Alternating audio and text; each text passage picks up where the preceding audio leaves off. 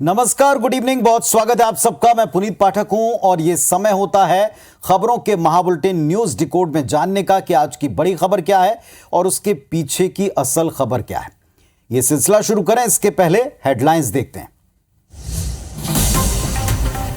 30 जुलाई को भोपाल आएंगे गृह मंत्री अमित शाह। वरिष्ठ नेताओं के साथ होगी मीटिंग। कल होने वाला दौरा स्थगित। आज भी हंगामे की भेंट चढ़ी संसद की कार्यवाही। मणिपुर के मुद्दे और अविश्वास प्रस्ताव पर चर्चा के लिए अड़ा रहा विपक्ष। सदन सोमवार तक के लिए स्थगित। आई फ्लू को लेकर सीएम हाउस में आपात बैठक। सीएम भूपेश सिंहदेव ने अफसरों के साथ की समीक्षा। हफ्ते भर में मिले 19,000 मरीज। छत्तीसगढ़ में फिर लव जिहाद का मामला। रजा अंसारी ने राजा बनकर विधवा से की दोस्ती। पीड़िता से दर्ज कराई ब्लैकमेलिंग की शिकायत। जम्मू कश्मीर के रियासी में बड़ा लैंडस्लाइड। मुंबई समेत महाराष्ट्र के कई शहरों में पानी भरा। तेलंगाना में एक हफ्ते में 8 लोगों की मौत। चलिए, आज सबसे पहले हम करेंगे जरा सेहत की चिंता। हम सबको पता है कि इस वक्त मॉनसून पूरे देश में एक्टिव है और अब की बार तो ऐसा एक्टिव है कि उत्तर से लेकर दक्षिण तक, पश्चिम तक के राज्यों में जहां जहां भी वर्षा हो रही है इतनी तीव्र है कि कई जगह जल जमाव और उससे होने वाली समस्याएं। लेकिन बारिश अपने साथ कुछ अच्छी चीजों के साथ कुछ दिक्कतें लाती हैं और उनमें से है मौसमी बीमारियों का प्रकोप। तो इसी तरह की मौसमी बीमारी का असर छत्तीसगढ़ में दिख रहा है आई फ्लू के संक्रमण के तौर पर। आई फ्लू ये अब इतनी बड़ी समस्या है कि सरकार इस पर संजीदा हुई है। आज इसी मसले पर स्वयं मुख्यमंत्री, उप मुख्यमंत्री बैठे, एक आपात मीटिंग बुलाई और अधिकारियों से कहा है कि हर किसी को इस बीमारी को लेकर सतर्क करें। जितने भी साधन हो सकते हैं इस बीमारी से निपटने के, उन सब को लेकर एक समीक्षा की गई। रिपोर्ट देखिए। छत्तीसगढ़ में अचानक से बढ़े कंजक्टिवाइटिस यानी आई फ्लू के मामले ने सरकार की चिंता बढ़ा दी है। इसे लेकर मुख्यमंत्री भूपेश बघेल ने एक आपात बैठक बुलाई जिसमें डिप्टी सीएम और स्वास्थ्य मंत्री टीएस सिंहदेव, स्वास्थ्य विभाग, स्कूल शिक्षा विभाग के अफसर ने मिलकर आई फ्लू की रोकथाम के उपायों की समीक्षा की। कि कुछ विशेषज्ञ, बहुत जिम्मेदार विशेषज्ञ कहते हैं कि दवाई लोगे तो बहुत जल्दी ठीक हो जाओगे, 1 हफ्ते में, वरना इस बीमारी से चिंता की कोई बात नहीं है। प्रदेश में कंजक्टिवाइटिस को लेकर अलर्ट भी जारी किया गया है। प्रदेश भर में बीते सप्ताह 19,155 मरीज मिले हैं। स्वास्थ्य विभाग ने इसके लिए गाइडलाइन भी जारी कर दी है। स्कूल और हॉस्टल्स के लिए निर्देश भी जारी किए हैं ताकि बच्चों को इस बीमारी और इससे कैसे बचा जाए इसकी जानकारी मिल सके। तो वर्षा के मौसम में, बारिश के मौसम में अक्सर जब 30 से 40 डिग्री के बीच का टेम्परेचर होता है, आई फ्लू होता है। हर तरह के फ्लू के साथ साथ आई फ्लू को लेकर भी हम सतर्क रहते हैं। लेकिन कंजंक्टिवाइटिस, आई फ्लू मौसमी बीमारी है। इसके बाद अब की बार इसका इतना असर क्यों है, कैसे इससे आप बच सकते हैं, अगर आप संक्रमित हो जाएं तब आपको क्या करना है और क्या नहीं करना है, इन सबको अगर आप समझ लें तो बीमारी से बहुत हद तक अपने आप को बचा सकते हैं। इसी बात को डिकोड करें। सबसे पहले लक्षण, अगर आपकी आंखों में खुजली हो, हल्की सी आपको आंखें लाल दिखना शुरू हो जाएं, थोड़ा सा दबाने पर या हाथ लगाने पर आपको सूजी हुई या दर्द का एहसास हो, तो आप फौरन डॉक्टर के पास पहुंचें। कोई भी घरेलू इलाज आप कर सकते हैं लेकिन डॉक्टर को अवश्य दिखा दें। वो आपको दवा देंगे। डॉक्टर के साथ में जब आप दवा लेंगे तो जल्दी आप इससे बाहर आएंगे। अगर ये संक्रमण परिवार के कुछ सदस्यों तक फैल चुका है तो फिर आप उनसे थोड़ी दूरी बना सकते हैं, उनको स्वच्छता का ख्याल रखने कह सकते हैं। दूसरे की दवाओं का इस्तेमाल आप अपनी आंखों में बिल्कुल ना करें, क्योंकि आई फ्लू में यही है, कांटेक्ट से ये फैलता है। सभी लोग डॉक्टर से प्रॉपर जांच करवाएं। इन्फेक्शन के और बढ़ने का खतरा हो जाएगा अगर आप यूज़ की गई चीज़ों को इस्तेमाल करेंगे। इसके अलावा कंजंक्टिवाइटिस की बीमारी होने पर साफ सफाई का आपको भी विशेष ध्यान रखना है और परिवार में किसी को हो जाए तो वहाँ भी स्वच्छता का ख्याल रखना है। आंखों को थोड़ी थोड़ी देर में साफ पानी से धोने से आपको राहत भी मिलेगी और बीमारी भी जल्दी ठीक होगी। साफ कपड़े का इस्तेमाल करें आंखों के आसपास। गंदे हाथों से आंखों को ना छुएं। कंजंक्टिवाइटिस होने पर एक दूसरे से थोड़ा डिस्टेंस रखें। आंखों पर काला चश्मा लगा कर रखें ताकि आई कांटेक्ट या आंखों पर बार बार हाथ जाने से आप अपने आप को बचा सकें। इस बीमारी के बारे में आपको कुछ और जानकारियां भी ज़रूर होनी चाहिए। कंजंक्टिवाइटिस आंखों में होने वाली बीमारी है जो काफ़ी तेज़ी से फैल रही है और यही इसका गुणधर्म है, ये तेज़ी से फैलती है। कंजंक्टिवाइटिस का संक्रमण होने पर आंखों में जलन, खुजली, कीचड़ आना, ये कुछ शुरुआती लक्षण हैं और ऐसे लक्षण दिखाई देने पर तत्काल आपको डॉक्टर के पास जाना है और जो कुछ हमने बताया उसका पालन करना है। कोई चिंता या गंभीर होने की बात नहीं है, लेकिन जिस तेजी से फैल रहा है और बच्चों में चूंकि ज्यादा फैल रहा है, इसीलिए अलर्ट रहें तो बेहतर है। अब आते हैं बड़े एक और मामले पर। मणिपुर का मसला सारे देश में चर्चित है। इस मामले को लेकर विपक्ष का हंगामा सदन में लगातार दिखता है। विपक्ष इस मामले पर प्रधानमंत्री मोदी के बयान पर ही अड़ा है। आज भी सदन में इस विषय पर जमकर हंगामा हुआ और कार्यवाही 31 जुलाई तक के लिए स्थगित कर दी गई।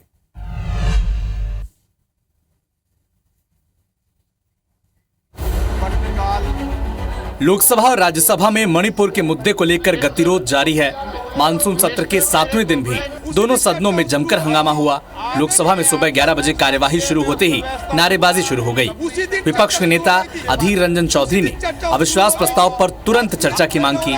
विपक्ष ने प्रधानमंत्री मोदी के भाषण की मांग की और मणिपुर पर जवाब दो के नारे भी लगाए। जिस व्यक्ति का एक्सटेंशन इलीगल था, खुद माननीय सर्वोच्च न्यायालय ने कहा, उसके पश्चात सरकार का महकमा उसी कोर्ट में जाता है और फिक्टिशियस कारणों से कहता है कि 1.5 महीने और दो।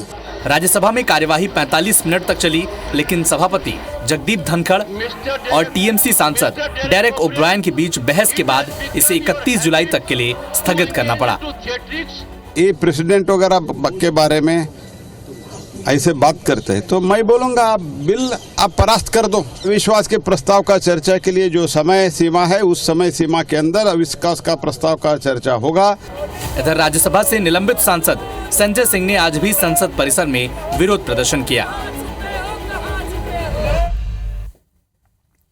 तो इस पूरे मामले पर विपक्ष अविश्वास पर चर्चा करवाएगा ही। इस पूरे मामले पर सरकार बार बार चर्चा करना चाहती है, ये वो जता चुकी, कह चुकी है। इन सब के बीच में देश को कुछ उत्तर मिलने चाहिए। पर एक बात ये भी हमने आपको कल बताई थी कि अब स्वयं प्रधानमंत्री डे टू डे वहां क्या हो रहा है, किस तरह की परिस्थितियां और बफर जोन क्रिएट किया जाए, इस पर नजर रखे हुए हैं। अब देखते हैं कि सदन में चर्चा कितनी होती है हंगामे से इतर। छत्तीसगढ़ विधानसभा चुनाव से ठीक पहले मंत्रियों के प्रभार बदल दिए गए। उनके पास में जिले होते हैं प्रभार के तौर पर, तो ये बदल दिए गए। चुनाव पर इसका क्या असर पड़ेगा, इसे डिकोड करें, पर उसके पहले जो बदलाव हुए उस पर एक रिपोर्ट देखिए। चुनाव से पहले छत्तीसगढ़ सरकार की कैबिनेट मंत्रियों के प्रभार वाले जिले में बदलाव किया गया है। मोहन मरकाम को मनेन्द्रगढ़ और कोरिया का प्रभार मिला है, तो शिव डहरिया को सरगुजा, बलरामपुर, सूरजपुर के साथ कोरबा जिले का प्रभार मिला है।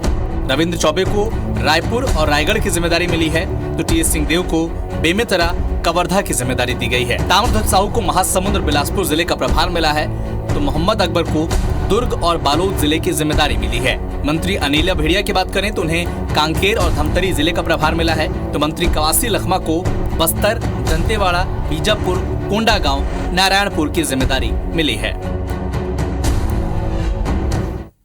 तो अब जाहिर है बदलावों के दौर से कोई भी पार्टी इनकार भी नहीं करती और इसे चुनाव के लिहाज से, संगठन के लिहाज से उचित मानती है। कांग्रेस हो या बीजेपी हो, पिछले कुछ महीनों से हमने लगातार इन पार्टियों में चेंजेस देखे हैं जो बहुत हद तक चुनाव से जुड़े। तो चुनाव के ठीक 3 महीने पहले मंत्रियों का प्रभार वाला जिला बदलना, इसके क्या मायने हैं, क्यों ऐसा किया गया, इस पर चर्चाएं तो दिन भर चली। इन्हीं चर्चाओं का निचोड़ रिकॉर्ड के तौर पर आप तक पहुंचा रहे हैं। दरअसल ये पूरी कवायद संगठन को नए सिरे से गढ़ने की कोशिश दिखती है। यानी इस पूरे कवायद में आपको क्षेत्रीय संतुलन दिखेगा, क्षेत्रीय संतुलन बनाने की कवायद दिखेगी, नेताओं का प्रभाव वहां कितना है इसका असर दिखेगा। ये बताया जा रहा है कि कांग्रेस ने कई सर्वे करवा रखे हैं, जैसा हर पार्टी करती है, और अब की बार चूंकि कांग्रेस सत्ता में है और बीजेपी उसको कड़ी चुनौती दे रही है, एक के बाद एक केंद्रीय मंत्री यहां आ रहे हैं, तो सर्वे के आधार पर उन इलाकों में, जिन इलाकों में स्थितियां कमजोर हैं या मजबूत करनी है, टारगेट रखा है, वहां सर्वे के आधार पर भी ये बदलाव किए गए, ऐसा माना जा रहा है। इसके अलावा टिकट वितरण से आने वाले वक्त में कई समीकरण बनेंगे। कुछ लोग टिकट के दावेदार हैं, कुछ ऐसे लोग हैं जिनके समर्थक दावेदार के तौर पर सामने आएंगे। इन सारे समीकरणों का ख्याल रखा गया। इसके अलावा नया व्यक्ति नए जिले में नई ऊर्जा के साथ काम करता है, नई जिम्मेदारी हो, तो बहुत से पुराने समीकरण ध्वस्त भी होते हैं और उम्मीद ये की जा रही है कि ये फॉर्मूला काम करेगा। अब देखते हैं कि कांग्रेस पार्टी के पक्ष में ये बदलाव कितना रहता है। फिलहाल इस पर चर्चा दिन भर हुई और चर्चाओं में वही सारे बिंदु थे जिनका जिक्र हम कर रहे थे। चुनाव नजदीक आ चुके हैं। मंच, रैली, रोड शो, नेता एक दूसरे के खिलाफ बयान, इन सब में देते हैं। फिजिकली लड़ाई होती है, डिबेट हम कराते हैं, लेकिन आज की तारीख में इन सब से इतर एक ऐसा मंच है जो सीधा आप लोगों के हाथ में, और वो है सोशल मीडिया। सोशल मीडिया पर जो लड़ाई लड़ी जा रही है उसमें राजनीतिक दलों का स्तर दिन ब दिन कहां जा रहा है, ये चिंता की बात भी है। और इस पर हम डिकोड करें उसके पहले रिपोर्ट दिखाते हैं।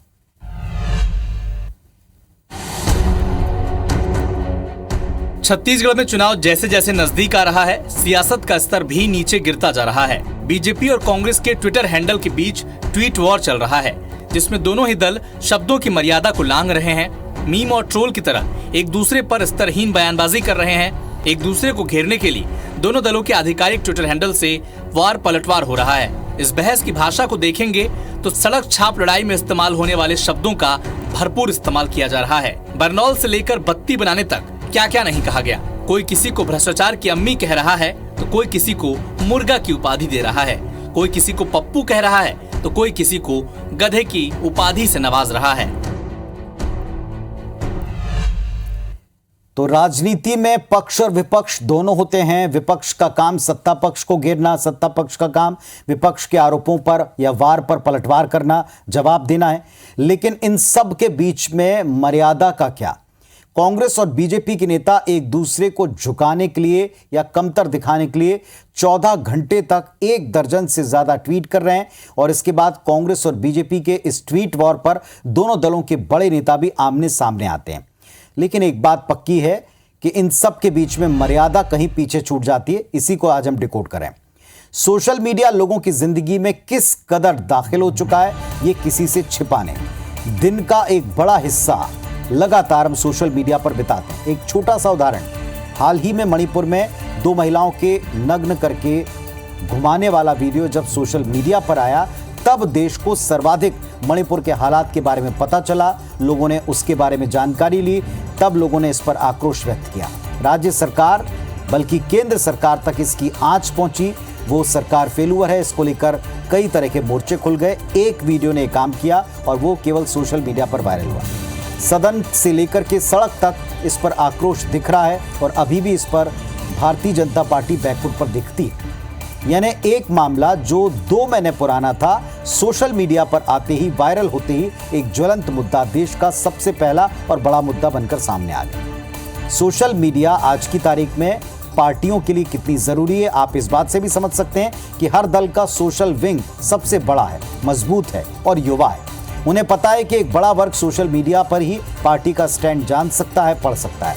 जाहिर है किसी भी कीमत पर इस वर्ग को आप दरकिनार नहीं कर सकते, उनको जोड़ना चाहते हैं, उनके बीच में अपने मुद्दे छोड़ना चाहते हैं। आज सोशल मीडिया की ताकत सबको पता होने के बाद राहुल गांधी, जिनकी छवि सोशल मीडिया पर नॉन सीरियस पॉलिटिशियन की बनाई गई या बन गई थी, फिर उसके बाद में उनकी छवि से रिलेटेड बहुत से काम किए गए और आज उनकी छवि कहाँ है ये भी लोग देख रहे हैं।